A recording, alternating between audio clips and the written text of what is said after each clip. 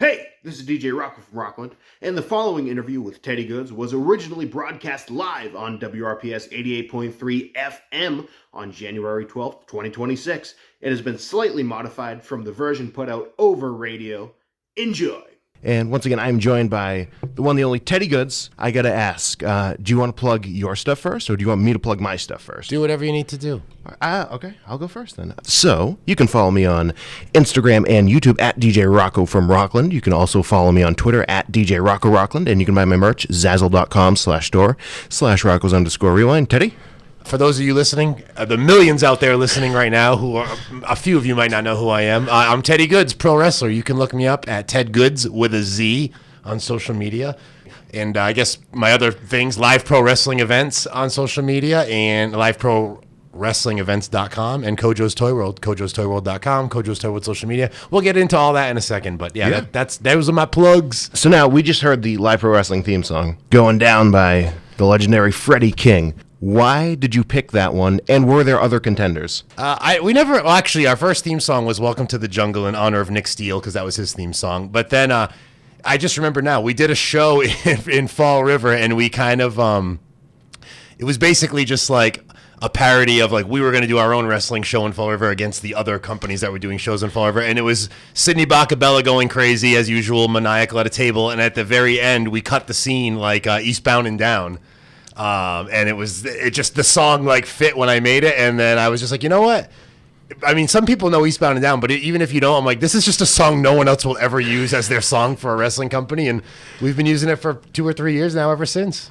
I started watching Eastbound and Down on Saturday. Wow. And I heard it, and it cut to the music, and I was like, oh, that's awesome. You're in for a treat. I wonder if that was why. You need to watch every episode, and when you're done with that, you need to watch Vice Principals. Okay. That's another show Danny McBride did with some of the same character, a couple of cameos from Eastbound and Down. Okay, Cool. Now we know. So there we go. We got the music today. We got the TV shows. We got everything. Favorite TV show of all time, I think, Eastbound and Down. Really? Mm-hmm. Wow. Yep, I can say that confidently. Okay. I'm Always Sunny in Philadelphia. Okay, that's I just got into them a few years ago. My wife showed me them. Shout out Miss Elizabeth if you're listening. She's the one who showed me It's Always Sunny. Yeah, there you go. Good show. Shout out to her then. Yes. All right, now I have my handy dandy questions.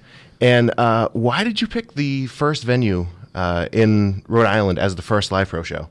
It just happened that way. Some people know I used to do stuff with Top Rope Promotions, and I think I had an event booked through Top Rope Promotions where I was basically, fired, but we decided to go separate ways after I already had the show booked at this venue. So I just think we went separate ways, and I was like, what am I going to call it? Well, I put Live Pro Wrestling at the top of every flyer I make. I'll just call it Live Pro Wrestling. I actually told everyone, I'm not going to be a promotion. I'm just going to do some shows here and there, so we'll just call it Live Pro Wrestling. Yeah, but the venue itself wasn't any particular rhyme or reason. It just happened to work out that way. I had a show scheduled.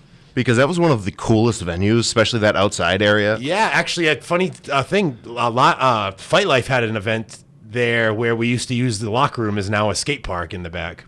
Oh, really? And they had a show there last night. I guess they swept up the dog poop and the dust and put some lights up, and they actually made it look nice. I saw a few pictures. But that pizza place in Revival, they actually unfortunately closed down, so no more wrestling matches there for us. They had good pizza there. They did. I'm not sure what they're doing with that pizza parlor now, but the outside was cool, though, like you said, with the AstroTurf and the graffiti. It was a very cool atmosphere. I once saw a person eat an entire crab rangoon pizza. And their pizzas were huge. Do you want to say their name? Or No, I'm going to keep that anonymous. But friend of mine, so I'm sure you can figure out who that is. All right. So I have a vivid memory of that first Live Pro show. It's you against Channing, and Sydney's wearing like the Hawaiian shirt just busted open. Oh, yes. And then Congo making the kids cry. Shout out to Congo, by the way. Wildman Congo. Is that the show where his pants got pulled down? Yes. And he's standing in the ring? Yes. Right? Yeah. I think I have a picture of that somewhere on my phone. That was awesome. That was a great show. And do you have a favorite Live Pro match that you've seen? Not necessarily been a part of, but just that you've seen. Oh, man. You're putting me on the spot. I'm trying to think. You wanted to be put on the spot. Just recently, I saw a couple, and I was like, wow, that was a good match. I don't know. The last show we had at the Vault, I thought was awesome. Top to bottom, entertaining. No one overstood their welcome. The crowd was like into it the whole time. But, geez, there's so many moments. Like you just said, the one, I mean, like you say, which one? But I was going to say, when Sydney got his pants pulled down. Yeah, but which time, you know? Yeah. But I don't know, man. I've loved them all, but I'm trying to think of a recent match that I just loved. It's going to come to me, and I'm going to blurt it out in like 20 minutes. That's fine. You know, as long as it's in the show and I ask the question, that makes me a journalist, you know? Yes. Because that's the most important thing. And it's funny. I was talking to someone about music the other day, and we were talking about Bayside.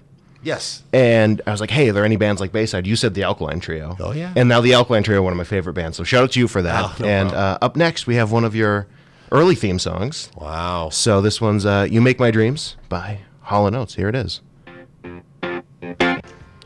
All right, that was You Make My Dreams by Hall & Oates, of course. And that was one of your old theme songs. It was. So now you've had a ton of theme songs. Yes. Personal favorite?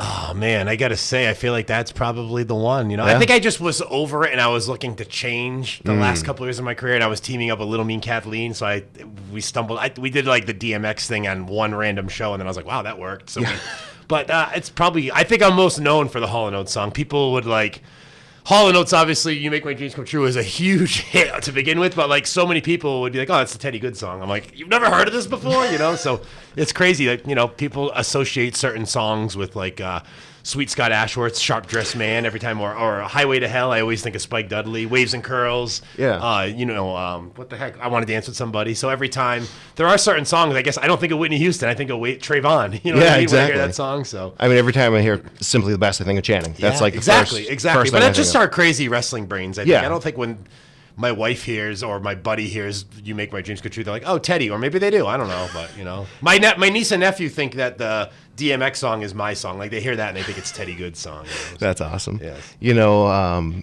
speaking of wrestling theme songs, I've done a bunch of WrestleMania shows with Bika, who you met earlier. There Shout you out to go. Lucas also for helping us earlier. Yes. And we did the whole show was either wrestling theme songs or it was songs that wrestlers sang. Have you heard Terry Funk's album? Oh, unfortunately. It's Barbra Streisand's Nose is a fantastic song. Roger has that. He has that album. Shout out to Roger. Does he Purchase have Records. it at Purchase Street Records? He Though? had it though. I think it's still there. Okay, that's my Grail record. It was in like our Do Not Sell Bad albums. We had like a Freddie Blassie album. I think it's called You Pencil Neck Geek or something. Yes, exactly. Yeah. Or I think there's a picture disc. I bite the songs out there. Yeah. It goes for like $10. No, I gotta get that. It's only a Japanese press. Yeah. So it's like $100, and I'm like, do I want to ship an album from Japan? No, I don't. Here's one for you. Favorite opponent you've wrestled? Oh, wow. Geez, I got to say one. Oh, probably Matt Cardona. No offense to Anthony Green or BRG or Channing Thomas because they're a close second place. But I don't know. I had this awesome match with Matt Cardona, and the only thing I wish was it was originally supposed to like headline Beyond Wrestling American Rana in Worcester, and there was a freaking hurricane that day. Sorry, I said freaking. I don't know if You can say freaking. Okay. There was a hurricane that day, and the show got canceled, and maybe 3 months later in Somerville, we still had the match, but I just was like, man, and the crowd was great, but I just wish it was in front of that Worcester crowd because I had a weekly storyline going on with Mark Sterling and VSK and all the Cardona's cronies week after week leading up to this match. And I actually wanted Matt Cardona to be my final retirement match. Really? And he wasn't available that day. Oh, man. Yeah. He'll tell you I didn't ask him, but he wasn't available that day. I know. Kathleen's dad has an autograph of Kathleen giving Cardona the low blow, and it's double signed by both of them. Do you know Cardona charged her dad for the autograph? Yes. So typical. But yeah, you know, close. And my retirement match though is probably my greatest match of all time because all my friends and family were there. People who have never come to see me wrestle in their life, like just family friends, you know what I mean, came to that show and just, you know, everything was perfect in the match. I thought all my friends were in the match, like. To have Waves and Curls in the Kingdom and Mark Sterling and, you know, Sidney Bacabella and the Devil's Doorman and Little Mean Cat. It was just a really cool full circle moment. And Anthony Green probably, you know, screw you, Matt Cardona. Anthony Green's the best. He's coming for you. He's going to be back in WWE soon. So. Yeah. So no, that was a great show. I mean, Dreamer as a surprise just. I went insane. I don't go insane at wrestling shows, but that. Oh yeah, he wasn't advertised for that. You know, show. because it was Fandango. Not to talk too long. Yeah, Dango canceled. He got like strep throat. By the way, he gave it to me. I was sick for the first time in years after my retirement match, all the way through Christmas. Oof. And I'm blaming Fandango. Thank God you're retiring finally. Anyways, but back to Tommy Dreamer. Tommy Dreamer, I actually talked to that day at about 11:30 in the morning, and he was in Baltimore, Maryland.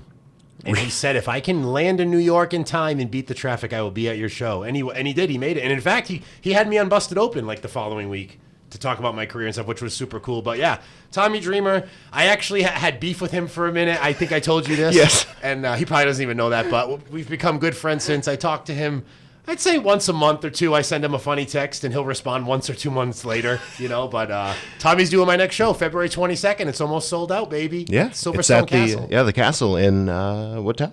Swansea, Mass. You wait till you see it. It's Disney level. It's probably a $50 million castle with a Really? Mario Kart, an indoor water park, wall climbing, arcade. But enough about them. LiveProWrestlingEvents.com. Get tickets. There's literally 27 left. I checked this morning, and Tommy Dreamer will be there. Who's he going to wrestle? I can't tell you. I don't think I'm going to tell anyone the card. If we sell out, I'm not announcing any matches. I want the element of surprise. We live in you're younger, so you live in a world of spoilers and instant gratification. We had to wait months for this stuff to happen, so people are gonna wait and see the matches there, and I want them to react naturally, and I can't wait till you see Tommy's opponent. Yeah, I mean, Tommy's going to have a great match. I've never seen a bad Tommy Dreamer match. My favorite match of all time is against. I'm not sure if you have a favorite match. I'll let you think You about it want for to a see second. a bad Tommy Dreamer match? No. Teddy Goodz and Tommy Dreamer against Justin Credible and Channing Thomas. Wow, wow. If it's ever been released by the Pro Wrestling Super Show Top Rope Pro Gods, I don't know if it's out there. That sounds like something. It was something. Yeah. So my favorite match of all time is Dreamer Lawler, Hardcore Heaven '97. Do you have a favorite match? Not necessarily a Dreamer match, just a favorite match. I just started watching wrestling again, but I've been watching all old wrestling. But I don't. That's the best stuff, though. So I don't know, but you know what's a great match that I recently just saw for the first time is Hulk Hogan against The Rock. Wow. You've never seen that? And I watched it like I saw it like with Biff Busick maybe like a decade ago, and then I watched it again recently, and I was like, wow, the crowd is crazy. That's a Ilya good match. Markopolis' favorite It match. is, I know, and I watched it because of him. That's a good match. Shout out to Ilya. Yeah, shout out to Ilya. I talked to him yesterday. But I'm weird, man. I watch, dude. On the way here, I haven't listened to a podcast in forever because dad life right now. I'm with the baby. We're listening to Sesame Street or Sleep Sounds. That's fun. But Steve Perkins, owner of Big Time Wrestling, sent me a shoot interview with Ronnie P. Gossett. No one listening to the show knows who that is, and I listened to it on the way here for like an hour today, and it's so interesting. And I just like weird stuff like that, talking about random things no one else would care about. I mean, those New Jack shoot interviews were Iron Sheik too. I wrestled New Jack. Really? Yes. How'd that go? I was scared he was going to try to stab me, so I just kept hitting him as hard as I could so he had no opportunity to do anything. And then he praised me after the match. That's great. He told me I put seasoning on it. Oh, there you go. Now, you're known for some of your like super cool gears. Who made all that?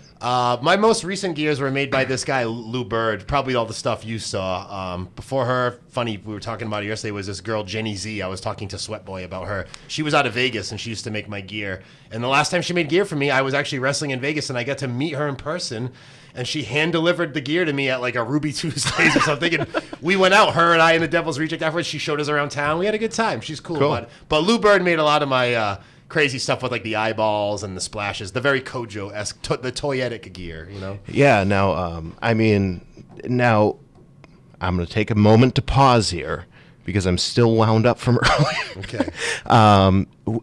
Earlier we were talking about your theme song. Yes. And I vividly remember it was a VFW. Might have been Mattapoisett. Okay. Is that right? Where I put a show on? Yes. That's the only show I've ever lost money on. Really? I just want to put it out there. So it was one of those shows. I remember it was intermission, and your music hit, and Swilly walked out. And I vividly remember going, like some, 40-year-old lady, that's Teddy's music. I vividly remember that. Yeah, I feuded with Swilly. Yeah. I forgot about that. And then you wrestled at the place right across from the vault. The Poor Farm. Swilly and I used to work there. So to the Poor Farm, that was Hogan versus The Rock. You know what I mean? Because Swilly was a bartender there, I was a bartender there, and the owner and his buddies would always rile Swilly up because Swilly got into the wrestling game a little late, as you guys know, and he was working at the bar, and everyone there was like, "Oh, you're okay, Swilly, but you're no Teddy Goodz." They'd always put it in. "Oh, why don't you guys ever wrestle?" So that was that might have been one of his last matches. Really? Yeah, I know he's done a couple Rumble spots. For me? Yeah, for you. Okay. So, yeah. I don't remember, man. Well, there's so much wrestling. Hey, man, I've been watching wrestling since 1988. There you go. But like I said, I'm not a diehard fan, but I've been involved in wrestling since I told you I was on radio when I was 12 years old, since I think 1994. So I've been involved in wrestling like behind the scenes and stuff since 1994, and I feel like I really got desensitized after I got out of high school and I started wrestling, from being like a fan and just being more, and there's just there's just hundreds and there's just thousands of matches I've seen at this point, you know. So yeah, I guess Swilly did the Rumble for us. I don't remember, but Swilly's an awesome dude. I had a lot of fun Shout out with to him. Swilly. Follows me on Twitter. He's in a band. Is he still in a band? Rain Dance. No, that was his old band. Riverview. Riverview. Oh, that Is that what it's called? I don't know. I was wearing the shirt yesterday. I forget. I think it's Riverview. Look him up. Look up Swilly on. Look you'll up find it. Riverview, if that's the name of the band. And do you have like to your wrestling style? It's very like, even if I see someone do a spot, I'm like, oh, that's very Teddy. Is there someone that inspired you the most? I know you're a big Roddy Piper fan. You know, I always said towards the end of my career, I feel like I was a lot like Scotty Too Hottie. And it's funny because when I started going to wrestling matches locally in the early 90s, he was on them at the PAL as Scott Taylor. And when he went on, I just thought it was so cool that like a local yokel wrestler was like hitting the big time. And Scotty, shout out, by the way. We've become awesome friends over the years. You know, he did Live Pro this past summer and came to Kojo's with his son, which is a really cool full circle moment for him, especially because he started in New Bedford. So to have that with his son. But yeah, I always thought I was a mix of like Sweet Scott Ashworth and like and Scotty Too Hottie, honestly. You know, So just everyone named Scott. Scott Hall too? Or? No, not so much him. No, Scott Hall's okay. I've had a terrible moment with him, and I had a great moment with him. So you know, I wrestled Scott Hall's son one time. Really? Scott Hall was the manager ringside, and he was just making fun of his son the whole match. That's That was awesome. funny. All right, up next we have an unreleased song that you played on. Wow. This one's by Damage Goods. It's called Dead Shark. All right, once again, that was Dead Shark by Damage Goods. That's an unreleased song. This is the first time it's been released to the masses. True, yeah. I always wish we remixed that because it was a real like high tinny recording. We recorded that whole album in one day. It was 3 songs, I think. And then we I think it's immediately 4. burned 4 songs. But then we immediately burned it to CD and tried selling that. We sold them at our shows, but that was it. No formal pressing. We need a vinyl pressing. That's what we need. Roger. Yeah. All the Damaged Goods songs on one album. That'd be cool. Hey, that'd be pretty good. That would probably fit on a big 12-inch. Yeah, that'd be cool. That'd be very cool. And you could sign them. Never had vinyl. We had cassettes. Ooh, But not like professional cassettes, our own, dubbed cassettes. There you go. And we were talking during that song, and my original question was, were you playing guitar or drums on that song? But you I were was playing bass, and I don't know if it was me or that we had a drummer, Eric, for a few months. He filled in on a tour because our old bassist Habib Jesse, something happened. He couldn't get the time off from work, and we found out like a month before we were leaving. So he let me borrow his stuff, and I bought a bass guitar at Daddy's Junkie Music, and I learned how to play bass. I think I knew how to play the songs pretty much by the end of the tour, but oh lord, the first like 2 weeks I was more worried about jumping up and down and spinning around on stage than I was strumming any correct notes. There's videos of that out there. I'll have to share them with you. Yeah, because I've only seen like a couple of the music videos you guys did, which are great. Yeah, they're super terrible quality though, because back then there was no cell phone cameras and all that. But I mean, that's what makes them like special. We you know record what I them mean? on VH. We definitely recorded them on VHS. I remember now. Cool. We had a camcorder. We found on tour actually, or we bought it at like a store for a few dollars or something. Nice. Yep. And so you guys have opened for a ton of bands, or you did open for a ton of bands. Yep. I don't know how that works. Do you have a favorite or a coolest band you've opened for?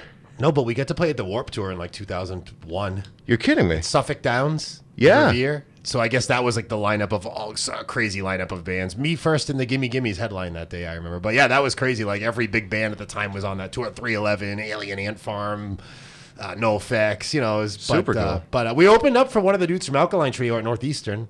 That was a big show. I don't know if it was him or not. Dan Adriano? Yes. Wow, very cool. That was a big show. I didn't know he did solo shows. Yeah, he only did a handful. It was like at the height of like Alkaline Trio's performance. I think those guys would kind of like double dip and do a little, I can just bring a guitar and make thousands of dollars to go play at a college? Yeah, okay, sounds good. Yeah, we opened a lot of shows. Geez, man, trying to think back now. We actually back in the day played with like Brand New and Newfound Glory and all that. Oh, wow. But no one knew who they were. But in New Bedford. Really? Yeah, there was a place called Reflections, and this guy Russ used to put on shows there, and he had he had a lot of huge bands before they were huge. That was like the spot because you couldn't fill up a nightclub, so you'd go there and play with some other local bands, and there was more of a local music scene. That I don't know if it's quite the same now. Before there was a lot. In high school, everyone was in a band and stuff, and now it's like I ask around and people are like, "Oh yeah, no one does that." Yeah, I mean, there's still a bunch. I mean, you got Bright Day, you got All Sinners. Yeah, you have like the core The core Oh guys. yeah, I meant like bands with like high school kids. And Oh, stuff. Like, okay, I like back gotcha, in the gotcha. day, like we'd play a show and there would be 5 other bands on the show with all teenagers in them. You know what I mean? I don't know if that's like such a thing anymore. I mean, if someone wants an acoustic cover artist, hit me up on Instagram at DJ Rocco from Rockland. Let's go. But yeah, I got picks. I sell picks. Maybe we 8x10s. could have you play outside Kojo's next time. There's like a thing going on downtown. That would be fun. I think that'd be very cool. I do Warren Zevon. Let's go. Yeah, Warren Zevon's the best. I love Warren Zevon. And Teddy, so I have bestowed upon you a PSA. Would you be interested in reading said PSA? Yes. Here In we your go. best PSA voice. All right. The 3rd annual Rockland's Got Talent, Wednesday, February 11th at 7 p.m. in the Rockland High School Auditorium. RHS students and faculty show off their talents. Raffles, prizes, and surprises. Enter to win cash, an iPad mini, or Apple AirPods Pro 3. I don't know what they are, but they sound very expensive and nice. Tickets at WRPSRockland.com or cash, which we prefer, at the door. Hosted by RHS Junior James Lavasser? Lavasser. My mic's off. Lavasser. James Lavasser. we Shout go. out James. Shout out to James. A fundraiser for the Rockland Public Schools Music Department, which is very important to me because a lot of schools don't have music anymore. So I'm just letting it be known you need to support your local music program, especially in schools, and also by the WRPS Scholarship Fund. See you there. WRPS is also special to you because you're here in studio, true. live in the studio. And once again, we are joined by Teddy Goodz. Hello. So thanks for joining us again. We've been working on this for a while. A long time. Yeah, it's been a very long time trying to get this. We almost had you bring your son. We were just talking about that. Yeah, Yes. He's gonna take a I little was nap in the I was a studio. couple days away from asking you to bring the son. So I think up next we have another band you've been in, June in the Ocean. Yes. Now that album is produced phenomenally. That great sound. Do you remember who produced that album? No, but it was recorded at someone's house, which is crazy. But I do know we made the music video in my basement. I've seen that. That's the actual basement of the Teddy Goodz mansion. There you go. And We filmed that the day I bought a camera, the same day, and then I edited it the next day, and that was it. What you see is what you got. You know. yeah, It I came mean, out cool. yeah, very cool. It has a vibe to it. You know what I mean? Yes. And were you playing guitar, bass? What were you playing on Drums. that one? Drums. Yes. There we go. Drummer boy. Yeah. So I only played the bass and Damaged Goods for that one tour and a handful of local shows. But like I said, I think I knew how to play by the time I was done playing. So now you can go against Bruce Morrison. All right, up next is shout out to all sinners, by the way. Up next, we got Copacetic by June in the Ocean. Here it is, Teddy on drums.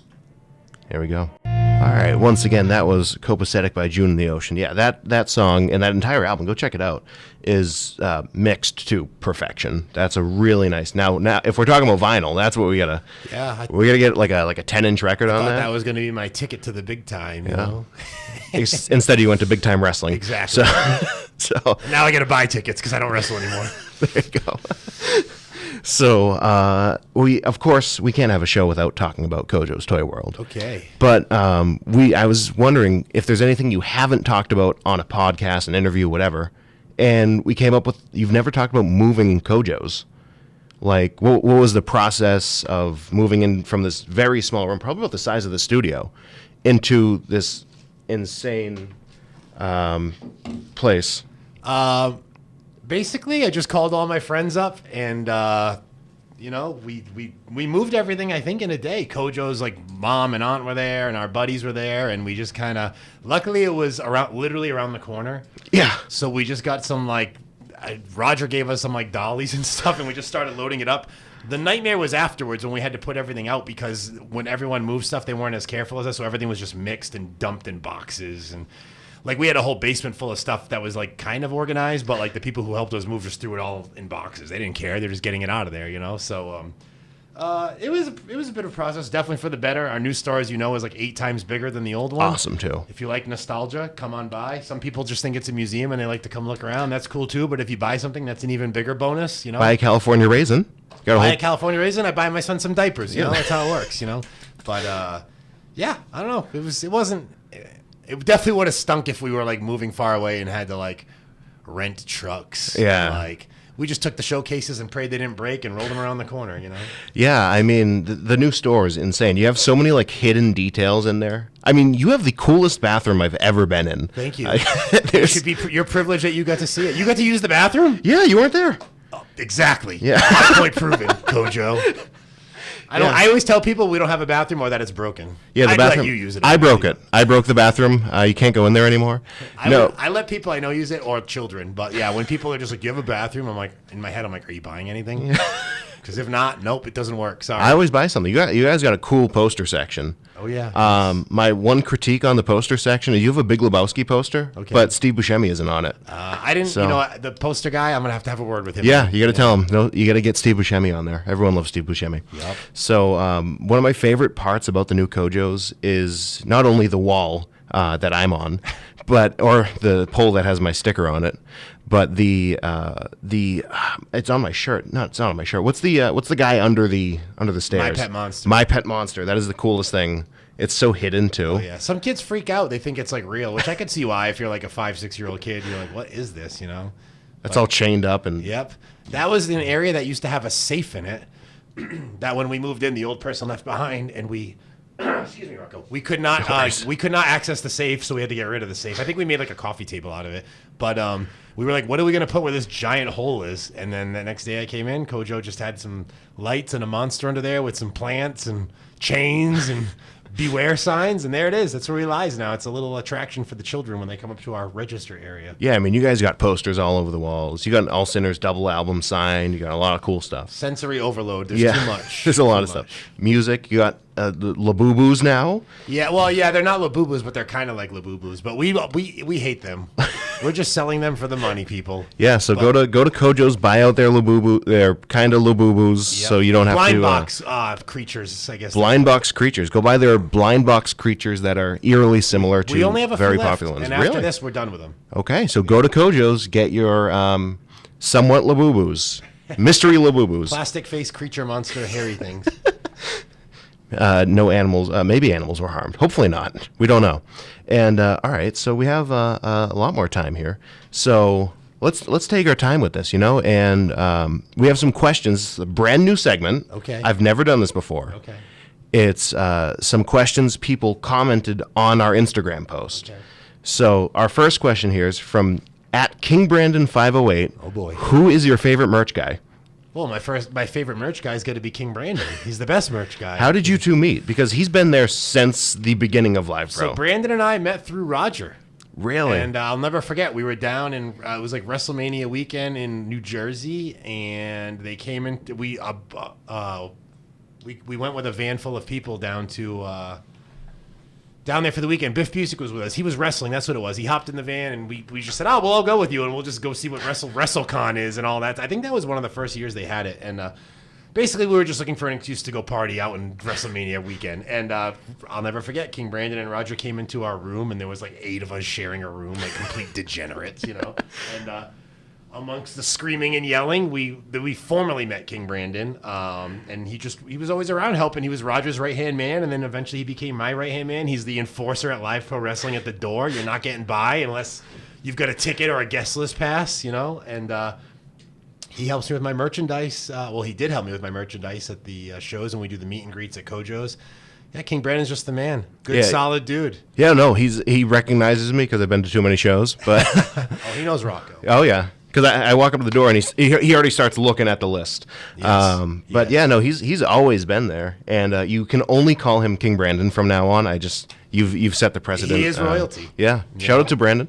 And up next we have a question from official Chris Sanders, which Coach C. Okay. Ask Teddy, wrestling return already? Oh boy, no. My wife just asked me a couple of times recently. She said, "Are you going to start wrestling again?" And not that she did or didn't want me to, but she followed up with, "Because you're getting old." So if you're going to do it, you basically got to get it out of your system, is what she's trying to say. I retired. I said I thought I'd be betraying everyone if I had another match, just because everyone came to that show. The wrestlers who came out, the friends, the fans, the family. It's like, what am I going to do? Go to the Mattapoisett Elks Lodge and wrestle in front of 70 people and slap them all in the face and say, "Just kidding, I'm not really done." Never say never. I had an idea for something. I actually was going to wrestle as a surprise on November 30th. 2CW, this group out of New York I did a lot of shows with, they were having a reunion show, and they wanted me to return as a surprise with Spike. And this never happened, so I guess I can tell everyone now. Whoa, this is the scoop here. But, well, actually, I actually suffered a fall about a month prior. I was holding my son at Kojo's, and I fell off the staging. Oof. And luckily, he was okay, but I took a nasty spill, and I separated my shoulder, and I'm still recovering to this day. And that happened, and I was already thinking, like, oh, I don't know if I'm going to be able to wrestle because of how I feel physically. And then, two, I really wasn't able to get in the gym. I just haven't been able to get in the gym I'm a very intense person. So like when I was wrestling, I had to go to the gym X amount of times a week. I had to eat a certain way. And now I'm a dad, and I'm super intense being a dad. My wife will tell you it's annoying because I'm like a helicopter. I'm over my son constantly. I don't want him to fall. I don't want him to get into stuff.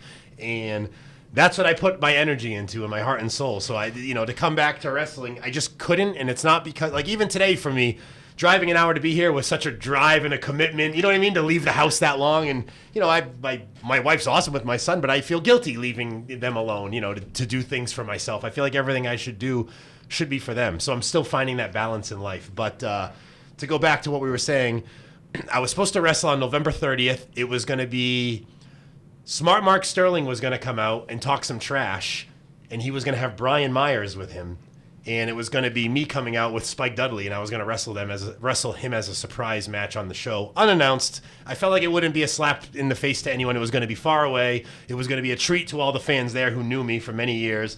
But Spike canceled, and I was hurt in the back of my mind. I was already like, am I going to be able to get in the shape I want to get in? Am I going to be able to rest, look the way I want to look for this match? And then Brian Myers got booked for GCW by Cardona. So then the backup plan was Anthony Green. Oh, really? Or Channing Thomas was going to have, I think it was Channing Thomas, and then if not him, Anthony Green, but one of them was going to be managed by Mark Sterling. I was going to have Spike accompany me. Surprise, Teddy Goodz is here, have a nice little 8-minute match. Let everyone count to 10, hit a damaged goods, call it a day. And then the long 6-hour drive home, which was also in the back of my mind this entire thing, because I'm like, I'm going to leave my family all day to go wrestle for 10 minutes. I'm going to leave soon as I'm done. I'm not going to be able to sell any merch because I'm leaving. So, I don't want to say the good didn't outweigh the bad. The pros didn't outweigh the cons in the back of my head. But I was also trying to push myself to do it. It was giving me a reason to, get into shape and to be ring ready, always ready, as Matt Cardona would say. Shout out to Matt Cardona, now in the WWE. Yeah. I don't know if, wrestling isn't like it used to be, but if it was, his story would be studied and documented for years to come, because that dude went and did all the indies. He went and roughed it. You know what I mean? He didn't have an ego. He gave everyone he wrestled a great match. He made everyone better than they were. The ideas that he had, and he gave me my forever Kowloon hookup. You know what I mean? So I've gotten hooked up. Shout out to Andy Wong. Hooks me up all the time. Thanks to Matt Cardona. Kowloon is we're not sponsored in any way, but Kowloon is probably the best Chinese food I've ever had. Yeah. Not sponsored. It's an awesome place. When my son gets a little older, I'm going to bring my family up there. But yeah, every time I go, Andy rolls out the red carpet.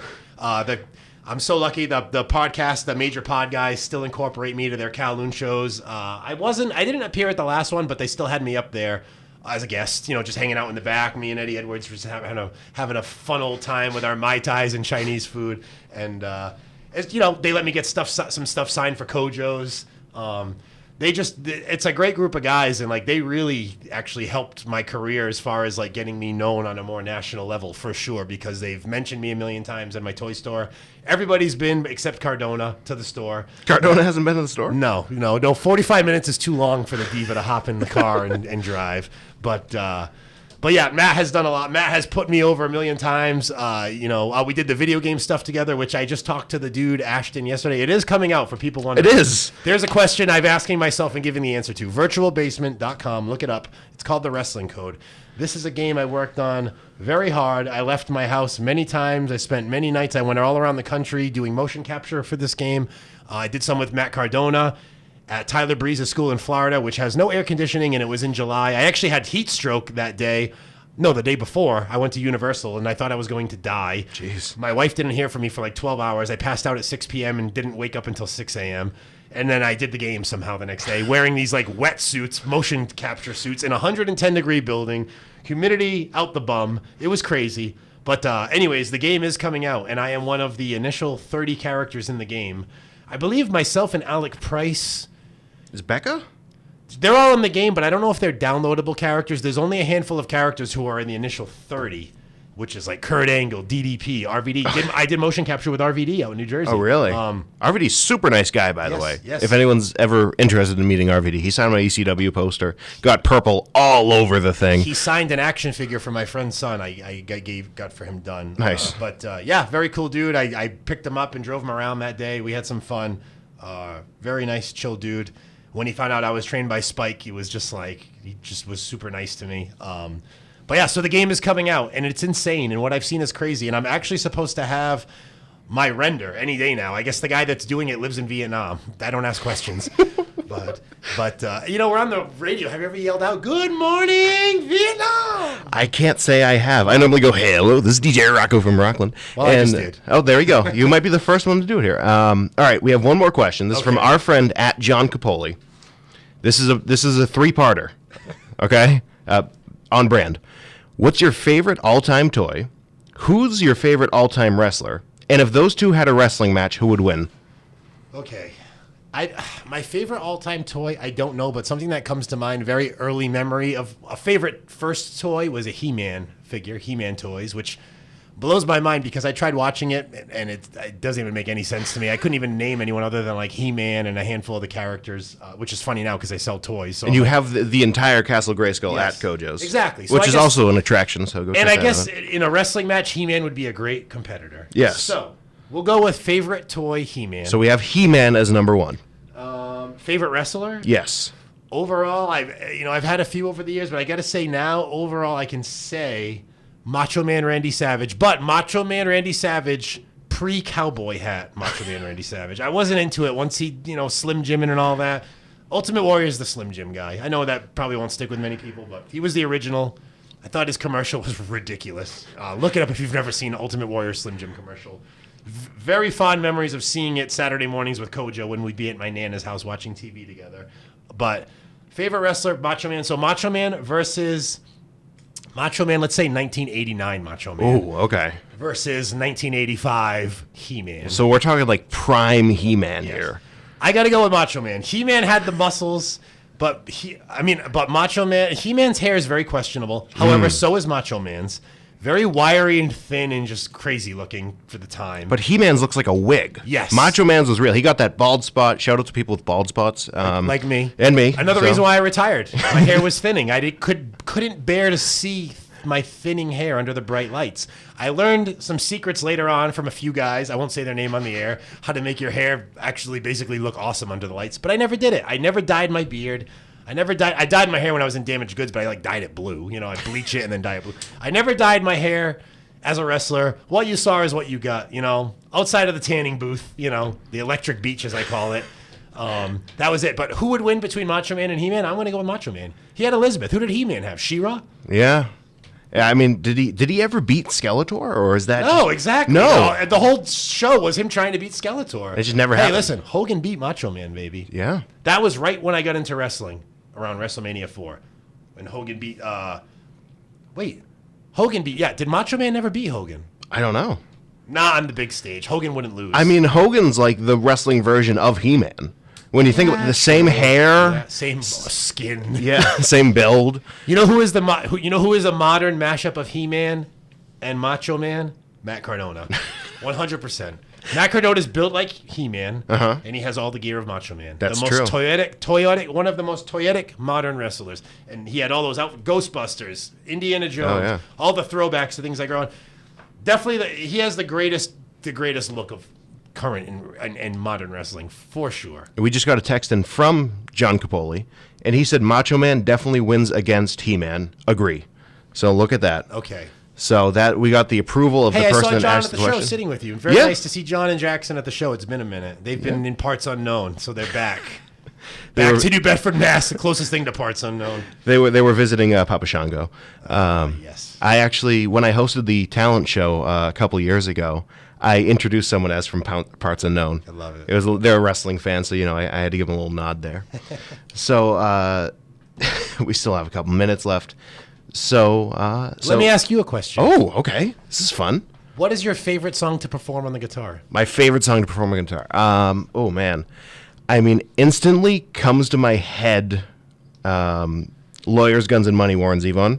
Okay. One of my favorites. Actually, you know what? I'm going to pull up the list because I don't trust my brain. We've got Chris Jericho over here somewhere. Yeah, that one's up there. Did you know? I'm sorry to okay. interrupt you. Did you know Chris Jericho performed at the Vault?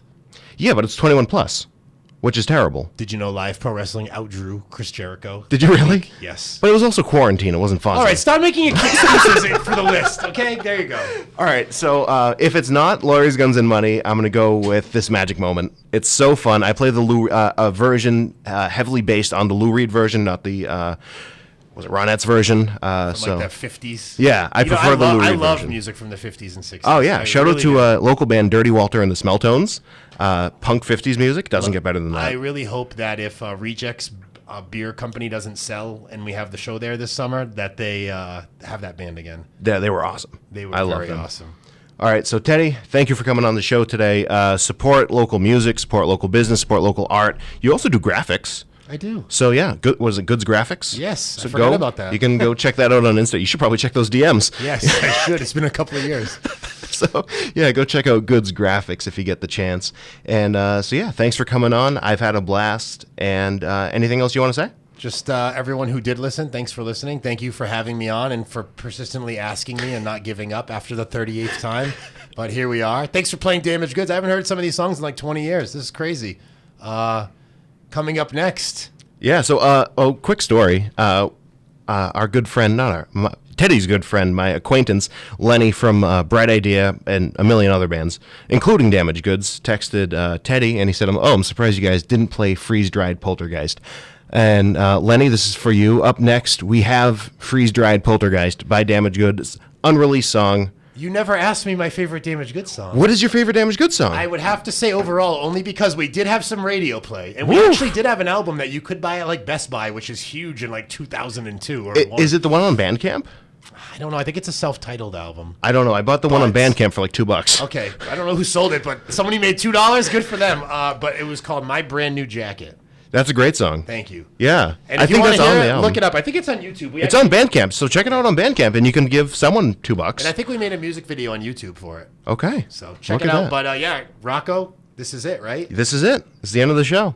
And we're going to listen to a Damaged Goods We're song. going to listen to Damaged Goods Unreleased. song. Unreleased. Can't get it. I don't know how you got your hands on it. You sent it to me. There you go. Like, I don't know, 6 months ago. Okay, so he had the anthology. Damaged Goods played a reunion show about 5-6 years ago. Yep, and let's I bring him back. Had all the songs, so we played at the Vault. We opened for a Wilhelm Scream. That was fun. Oh, wow. Who, first show we ever played, they were on the show. Really? They used to be called Smack and Isaiah. They're like New Bedford legends. Yes, my favorite band of, definitely my favorite band ever from New Bedford. One of my favorite bands of all time, a Wilhelm Scream. Okay. Awesome dudes. I insane can't say I've musicians. ever listened to them. Oh, good Lord. You want to talk about insane musicianship? Whew, Trevor Riley, baby, who is the cousin of Swilly, Really? who is the nephew of a band I also played in called Immortal Alice with this guy, Jim Riley. I'll have to show you them. You would love Immortal Alice. Okay. I'll check out Immortal Alice. Everyone go check out Immortal Alice. Hey, I hope you enjoyed that interview. Big shout out to Teddy for coming on the show. Make sure to support him, Kojo's Toy World, and Live Pro Wrestling on most, if not all, social platforms. You can subscribe to me here and make sure to hit that bell notification at DJ Rocco from Rockland. You can also follow me on Instagram at DJ Rocco from Rockland, Twitter/X at DJ Rocco Rockland, and you can buy some merch, including this shirt, Zazzle.com/store/Roccos_rewind. Thank you!